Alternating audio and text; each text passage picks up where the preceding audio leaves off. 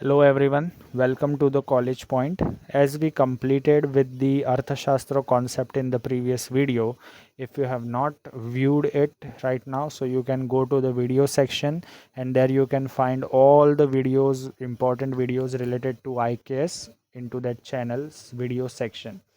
Today we will be focusing on the Indian knowledge system, that is trade and commerce, right? What contribution the Indians had in the past, in the present, and in the future into the field of trade and commerce. As we know that India was initially the golden bird, and yes, during the era of Britishers, we lost the credit of the golden bird, and now at in the present time, as we are democratic, we have the chance and we are, yes, growing and now becoming a diamond bird, which is more expressive. Yes, India is more expressive now. India is giving freedom to each and every citizen. We are trying to bridge the gap between the rich and poor, so many developments and things are possible right now. So we'll talk about the trade and commerce aspect from the IKS perspective. Okay, few text that I want to mention related to trade and commerce, and which mentions the knowledge of that how the trading was done, how the commerce used to be happening in the past. Few texts like Vedas, Arthashastra, and Jataka tales. These important text and other important text also provide us a vast knowledge of trade and commerce in the ancient India. We find evidence of sophisticated trade networks, right? Market regulation and economic philosophies. As you have not, if you have not visited and viewed the Arthashastra aspect, please view it first, then come over here so that you have a good idea of the economy, and then we focus on the trade and commerce aspect.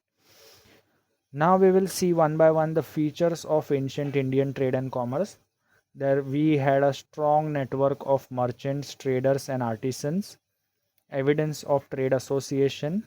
Yes, in ancient India, we had trade associations who used to comply with all the regulatory policies. Use of coinage and banking system. Correct. So when we will start with the banking concept under IKS, you will be definitely knowing about the banking system. We will be focusing on the neighboring countries trade and commerce evidence, right? So we were not only trading domestically, but we had a good network to the international markets and other countries as well. Now one by one we will be focusing on what evidence do we get from the Vedic text. First, trade was dharma. In the Vedic text, it is mentioned into the Rig Veda specifically. As we know that there are four Vedas we have: Rig Veda, Yajur Veda, Sama Veda, and Athar Veda. So these Veda, and specifically into the Rig Veda, you will be finding the evidence that which mentions the ethics related to trade and commerce. Trade was considered as dharma, right? Because if there is no trade and commerce, there is no survival possible, there is no transfer of resources possible, but there should be ethics also to be followed. So Rig Veda says that trade is actually dharma. The person who is involved into the trading aspect, the person is doing good work, but it should be done morally. Rig Veda also says about the maritime trades. Maritime trades means, you know, na, the transfer of resources from one country to another, one region from another through the sea, oceans, right? So maritime trades were known as panis, Panis, who traveled overseas to engage in trade. Now we'll see what is mentioned in the Yajur Veda. In the Yajur Veda, there was an evidence of barter system. Can you imagine such a vast civilization into that era and such a vast knowledge that we had lost? And again, we are trying to retrieve it through the IKS, Indian Knowledge System. And this is the time to revive all this knowledge again. Why Vishnu Purana, one of the important Purana, Vishnu Purana is also having evidence of trade and commerce. It describes the prosperity of towns and cities such as Varanasi and Patliputra were the important center for trade and commerce. Wow. The next Purana that you have is Bhagavat Purana.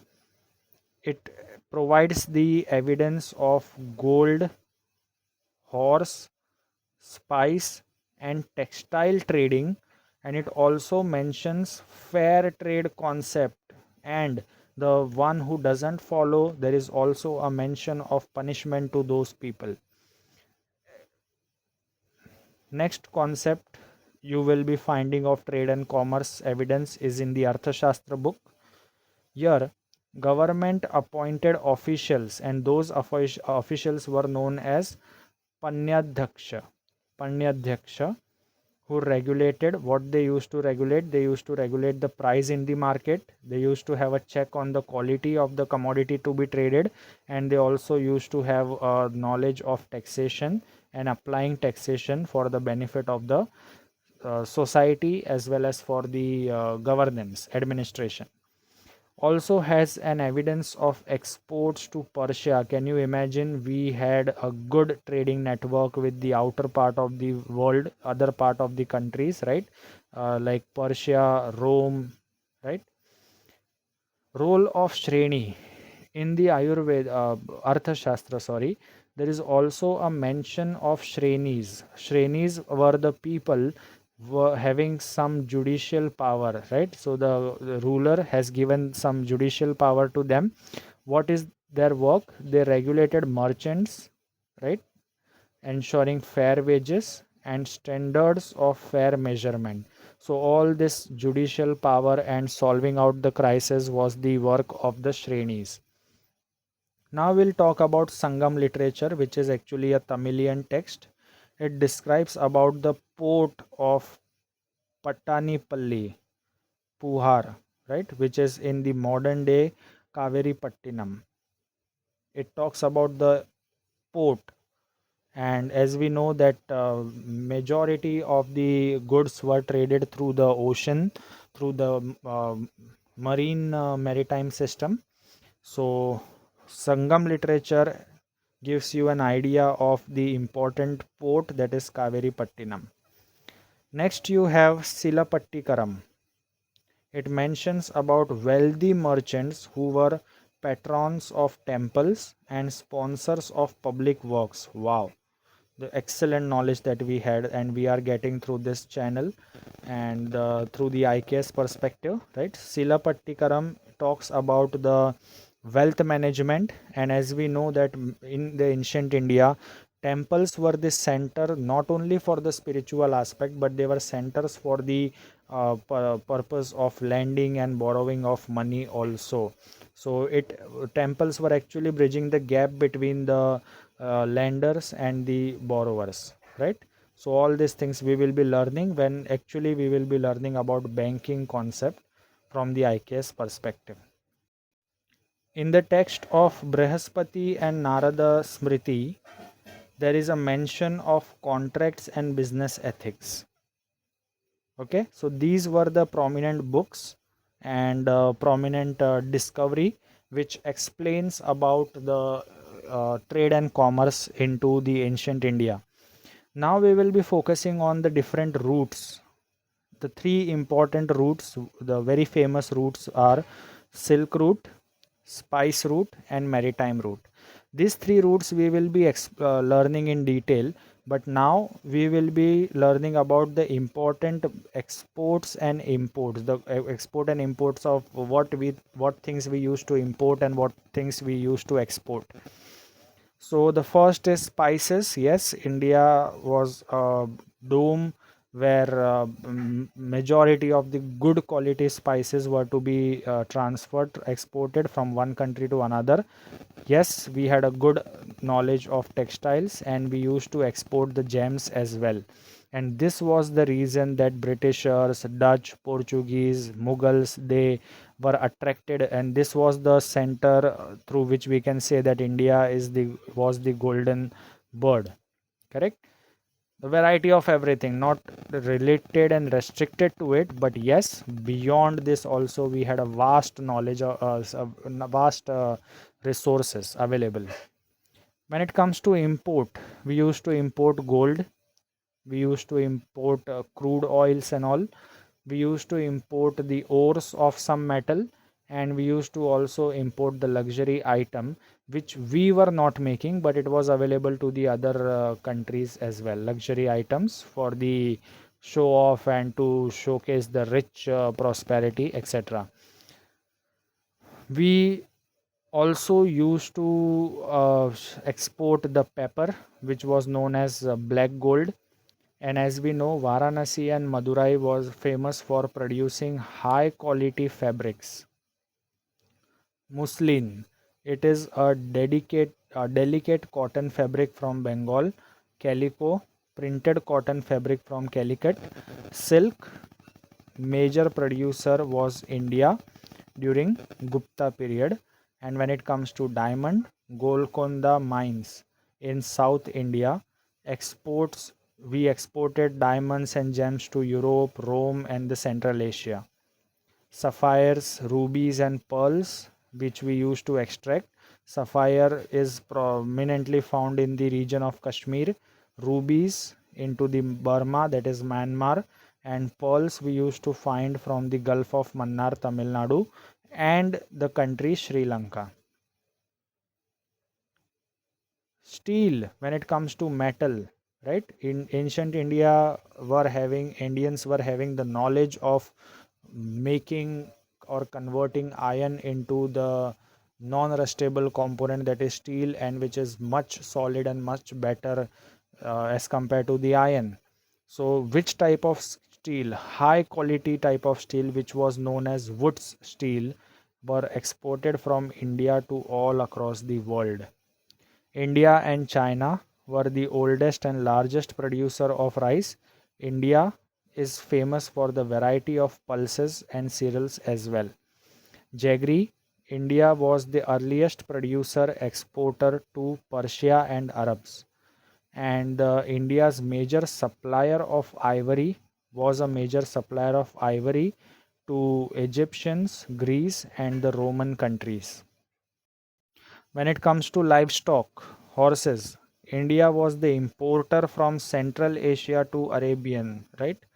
Yeah, it the mention is in the Arthashastra as for warfare and trade. The purpose of buying a good quality, good species of horse from Arabians as well as from the central part of the Asia for the purpose of safety and security of our territory. Another decorative items like tortoise shells and pearls. Tamilakam, well known for trading. Okay, when it comes to sandalwood and camphor, sandalwood is prominently into the best quality found in Karnataka region. Camphor is found in the Uttarakhand region along Maharashtra, Tamil Nadu, and UP. When it comes to herbs, medicines, and different types of syrups, India exported to Southeast Asia and European country. So we can see that before we move to the decline aspect, we have seen that India was not only trading spices, but we were actually having a vast resources through which we were dominating the other markets. We were actually having a good hold on the other market. The problem with the Indians were that we were isolated into different monarchies and different territories, right? The kings were not united. As we can say that today we have a government, but at that time all the kings have their separate territory and they used to rule it separately. So this was actually a loophole which was found by the Britishers, and they started taking the help of those kings who were actually became the friend of the Britishers, and then they started suppressing those kingdoms who were not following the rule of the Britishers. So this leads to the decline, right? When it comes to decline, as we saw that we had a good trade and commerce related things available, good amount of exports and imports. But what was the reason for decline? So one by one we'll see. Colonial disruptions first, political imbalances, as I said, that political kingdoms were not united, and that was the opportunity sought by the Britishers. Wars and internal conflict, invasion by other outsider, lack of common territorial government, correct? And now we will be learning about different types of route. As I said, that three important prominent route is Silk route and the other two. So one by one we will be focusing on each one. What is Silk route? It was not a single route. Silk route is doesn't means that there is a single route available through which we used to transport the goods from one place to another, but it was like a network of multiple routes, right? This network was actually for the purpose of efficient trade and commerce. So as it was not a single route but a large and vast interconnected network of land as well as sea, named for high demand of Chinese silk. As you hear the term Chinese silk, it means this route connects with the China, India, and the other part of the world, but also traded with many commodities. So Silk Route, it doesn't mean that we are stopped for the only for trading silk, but yes, through this network, through this channel, we were able to distribute different commodities as well. Another important aspect is, or a route we can say, is your Trunk Road, a historic and oldest and one of the largest tar made longest road into the medieval India, stretching from Bengal in India to Kabul in Afghanistan. It was actually built up by Sher Shah Suri and renamed by the Britishers as uh, Grand Trunk Road. White trunk means it was a continuous long road which was looking as it was black in color. It was actually looked up as a trunk of the elephant. The prominent route of trade and commerce. It was a prominent route in the era of Sher Shah Suri. The road, Grand Trunk Road, was actually known as Sadak-e-Azam. So this all is about the prominence of trade and commerce in ancient India, medieval India. And as we know that in the modern India, we had a good approach with the other countries, neighboring countries, and we are also exporting, importing, outsourcing many important resources for the welfare of the society and for the welfare of the we can say the livelihood of the common people. So we'll stop here for today, and we have successfully completed the trade and commerce aspect from the IKS perspective. In the next video we'll be coming up with something new and better, a good topic related to IKS. The learning should not stop. Thank you for watching.